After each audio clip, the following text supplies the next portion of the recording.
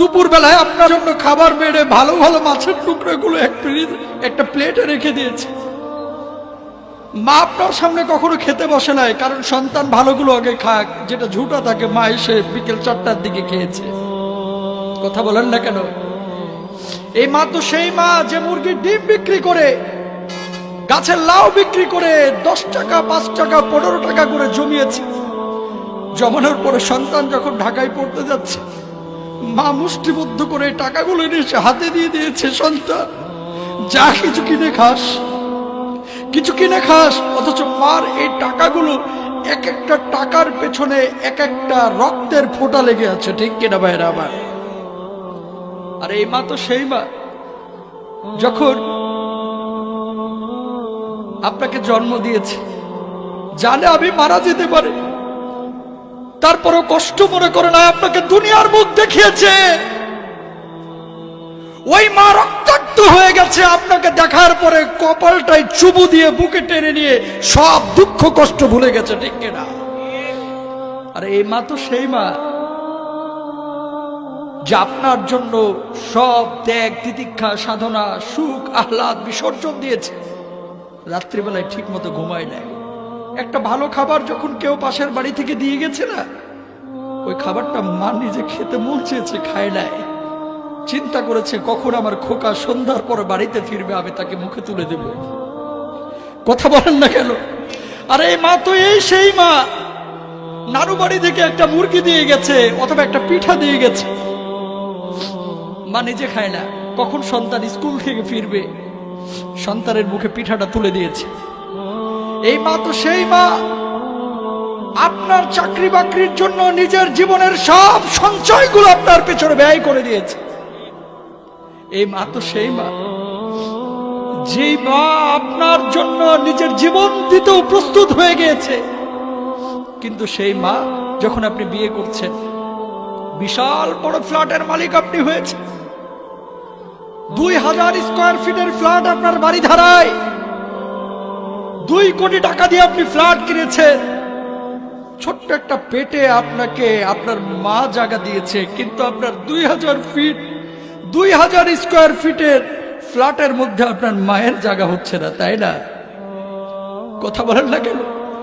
এতটুকু ছোট্ট পেটে আপনার জায়গা দিল, আর 2000 স্কয়ার ফিটের একটা ফ্ল্যাটে এত বড় একটা রাজপ্রাসাদে মার জায়গা হচ্ছে না, তাই না? প্রিয় ভাইরা, আল্লাহ নবী সাল্লাল্লাহু আলাইহি ওয়াসাল্লাম এই জন্যই বলছেন, হুবা জান্নাতুকা ওয়া নারুকা। বাবা মা হচ্ছে আপনার জন্য জান্নাত, বাবা মা হচ্ছে আপনার জন্য জাহান্নাম। আল্লাহ দোহাই লাগে, প্লিজ যুবক, বাপ মার সাথে বেয়াদবি করো না। এই বাপ মা কি সম্পদ, যখন চলে যাবে একসময় অনেক টাকা পয়সা হবে, দরজাটা খুলে বাবাকেও দেখা যাবে না, মাকেও দেখা যাবে না। এক সময় গাড়ি হবে, বাড়ি হবে, কিন্তু সেই বাড়িটা শূন্য মরুভূমির মতো খাকা করবে। অনেকে ফোন দেয়, হুজুর যখন বাপ মা জীবিত ছিল টাকা পয়সা ছিল না।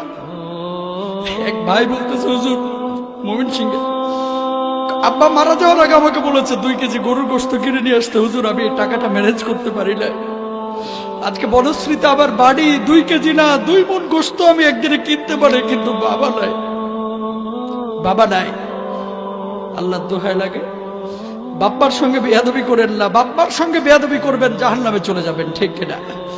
আরে বাপ্পার সঙ্গে বেয়াদবি করবেন, জাহান্নামে চলে যাবেন। বাপ্পাকে খুশি রাখেন, আল্লাহর জান্নাতে চলে যাবেন। ঠিক কিনা?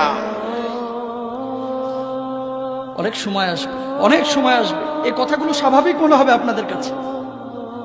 মুরব্বী, আপনার মা আছে, বাবা আছে, বাবা নাই, জিজ্ঞেস করেন। অনেক রাত আছে, বাবার কথা মনে পড়ে বালিশের মধ্যে হাউমাউ করে কাঁদে, কাউরে কিছু বলতে পারে না। জিজ্ঞেস করেন, প্রত্যেকটা সন্তানের এই অবস্থা। বাবা নাই, এখন মনে পড়ে। মাটা চলে যাবে, তখন মনে পড়বে। আজকে 3 বছর 4 বছর এত পয়সা কামাই, বাড়ি করলাম, গাড়ি হইলো, সবই হলো। বিশ্বাস করেন যে মাটা এত কষ্ট করেছে, তাকে অনেক কিছু দিই, কিন্তু মুখ ফুটিয়ে একটা বারের জন্য বললো না, সন্তান আমার এটা করে দে। আরে মারা তো সেই মা। সন্তান ঢাকা থেকে ফোন দিয়েছে যে মা তুমি কি করো? আমি এখন বসে আছি। তুমি খেয়েছো? হ্যাঁ খেয়েছি। তোমার শরীরটা ভালো? হ্যাঁ ভালো। অথচ অসুস্থ একটাবার বলতে চায় না যে আমি অসুস্থ। কারণটা কি? আমি যদি বলি আমি অসুস্থ তাহলে সন্তান কষ্ট পাবে। এ কথা বলেন না কেন? এরাই তো সেই মা। আল্লাহর দোহাই লাগে যুবকদেরকে, যাদের মা জীবিত আছে, বাবা জীবিত আছে, খবরদার বেয়াদবি করেন না। বাবা মার সঙ্গে বেয়াদবি করবেন, আল্লাহর জাহান্নামে যাবেন। বাবা মার সঙ্গে সুন্দর আচরণ করবেন, আল্লাহ রাব্বুল আলামিনের জান্নাতে চলে যাবেন, ঠিক কিনা? বাবা মার সঙ্গে ভালো আচরণ করবেন তো? আরো জোরে বলেন, করবেন তো?